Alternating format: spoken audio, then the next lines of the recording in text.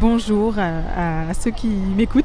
Merci d'être là, présents. Ça me fait plaisir de partager avec vous. Nous sommes sur le podcast Move and Meet. C'est Camille Fitoussi qui vous parle. Move and Meet, donc ce podcast, là on est dans une série un petit peu spéciale où je vous raconte sous forme de carnet de bord audio mon expérience au sein du Jagriti Yatra, qui est un grand programme d'entrepreneuriat, d'accompagnement d'entrepreneurs en Inde. Et là, on avance dans le voyage. Il y a 3 parties dans le voyage. La première, c'est l'inspiration. La deuxième, c'est la création.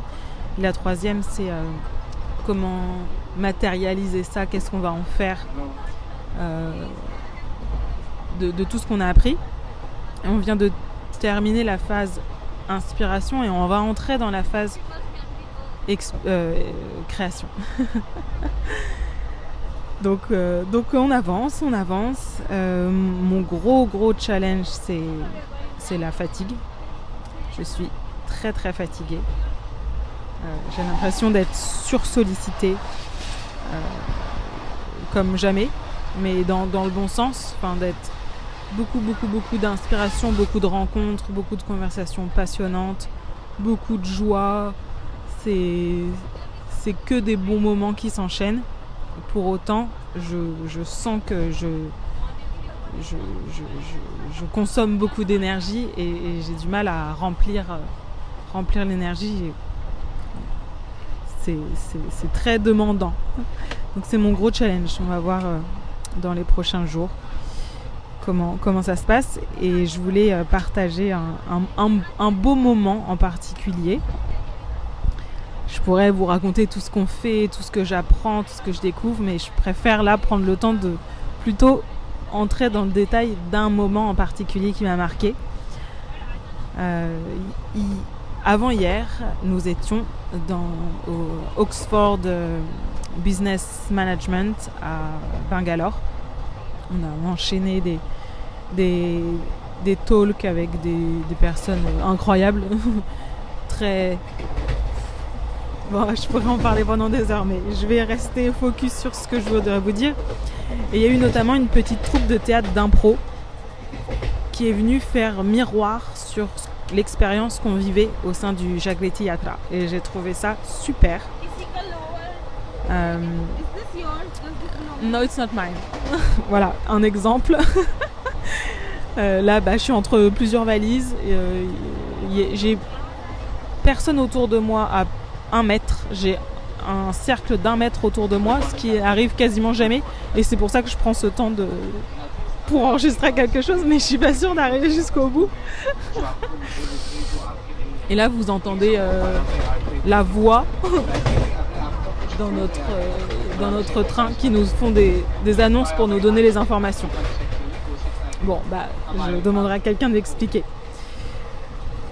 Donc, je reviens à mon théâtre d'impro. Donc, une femme extraordinaire qui a introduit le théâtre d'impro, qui doit être la responsable de la troupe, qui a créé du lien dans la salle en quelques minutes. Elle a fait des exercices que je réutiliserai, je pense. J'ai pris des petites notes.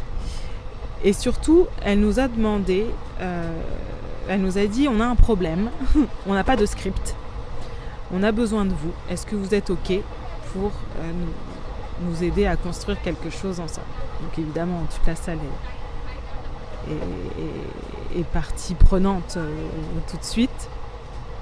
Elle nous demande donc quels ont été les meilleurs moments pour vous. Et les gens... C'est intéressant les réponses. Les réponses qui pop-up comme des pop-corns, ça va être les temps dans le train.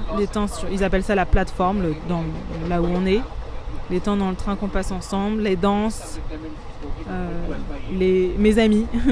Il y a quelqu'un qui se lève et qui dit moi, mon meilleur moment, c'est la personne que vous voyez à côté de moi. C'est mon ami que je n'aurais jamais rencontré autrement parce qu'on habite à des endroits de l'Inde complètement différents. Il y a plein de petits beaux moments comme ça qui sont ressortis. Et après, elle nous a demandé nos conflits intérieurs. Qu'est-ce qu'on avait comme conflit intérieur? Il y en a un qui est ressorti que je voudrais partager avec vous, parce que je pense qu'il est très révélateur de ce qu'on peut vivre ici. C'est à la fois le besoin d'être connecté et le besoin d'être déconnecté.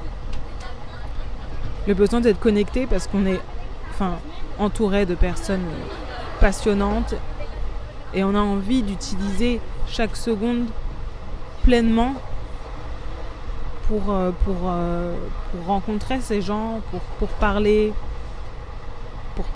d'ailleurs à tout le monde. C'est là où on se dit, à un moment donné, l'idée c'est peut-être pas forcément de parler à tout le monde, mais peut-être d'entrer plus en profondeur avec certaines personnes.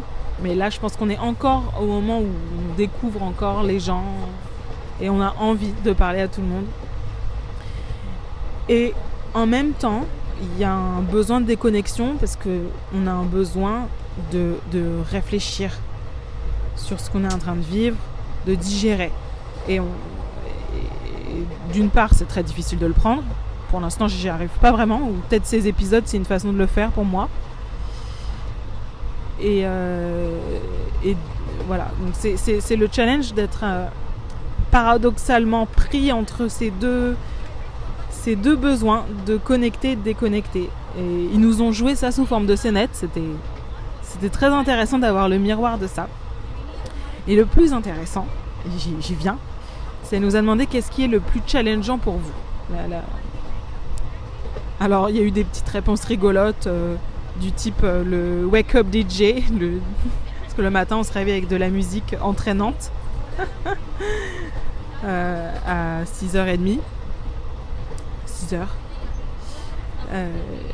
Où il y en a qui ont répondu l'attente, la file d'attente à la douche. Ça, c'est très très challengeant. Le langage, bien sûr, parce que je vous parlais de l'anglais dans un précédent épisode, mais il y a aussi beaucoup de personnes qui parlent pas anglais, qui ne parlent que hindi, et puis il y a des personnes comme moi qui ne parlent pas du tout hindi, bien sûr. Alors, je commence à apprendre des petits mots, mais donc c'est un vrai challenge de se rappeler des noms. Alors là, je vous raconte pas le challenge pour moi de se rappeler des noms. Je demande 10 fois la même personne, mais on en rit, donc c'est sympa. Et il y a à un moment donné quelqu'un qui s'est levé.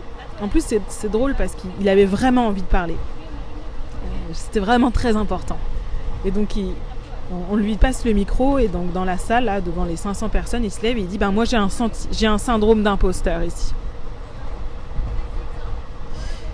J'ai l'impression que je viens d'un autre monde et que je viens pas de la même Inde que vous tous. Et là, je sors de ma bulle avec cette expérience. Et d'une part, je me dis que j'ai beaucoup de chance de vivre ce que je vis, d'avoir une plateforme. La plateforme, c'est le train dans lequel on est, ils appellent ça la plateforme. Et j'ai beaucoup de chance en ce moment d'avoir une plateforme quand je regarde à travers la fenêtre et que je vois l'Inde pour la première fois et je me dis que j'ai beaucoup de chance d'avoir ma plateforme. Et en même temps, je me sens honteux de mon histoire parce que j'ai rien à raconter par rapport à la vôtre.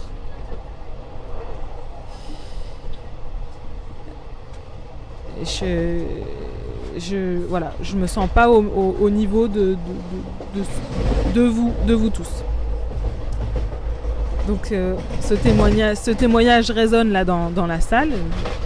C'est marrant parce que quand je vous dis ça là, quand je le partage dans le micro, je me dis que je me dis à quel point ça résonne pour moi parce qu'en plus je le prononce. Je vous le raconte en utilisant le jeu, donc je me plonge dedans et je le ressens complètement, ce syndrome d'imposteur. Et donc la femme qui anime le théâtre d'impro demande qui dans la salle ressent ça.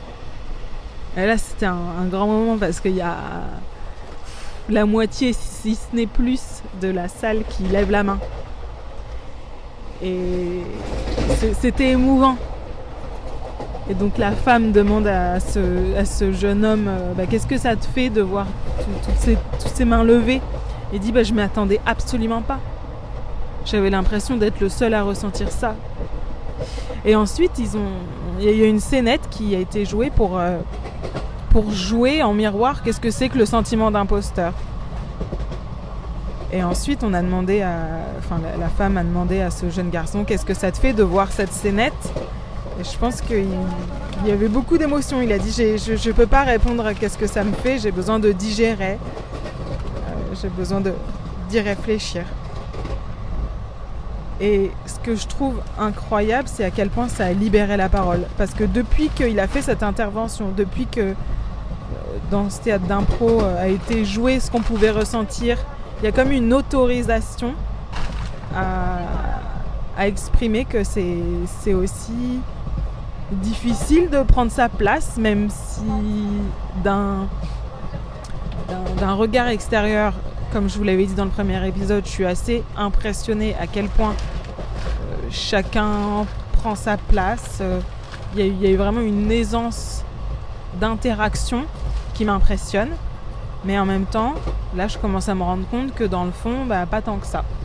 Et donc, depuis que ce jeune homme s'est exprimé, les langues se délient. Et j'ai plein de conversations plus en profondeur avec les gens. Alors, je ne sais pas si ça vient de moi ou des gens, ou peut-être les deux. Mais il y a plein de... plus de profondeur. Et j'ai commencé à faire des petites séances de coaching ici, dans le train, avec des yatris, les voyageurs.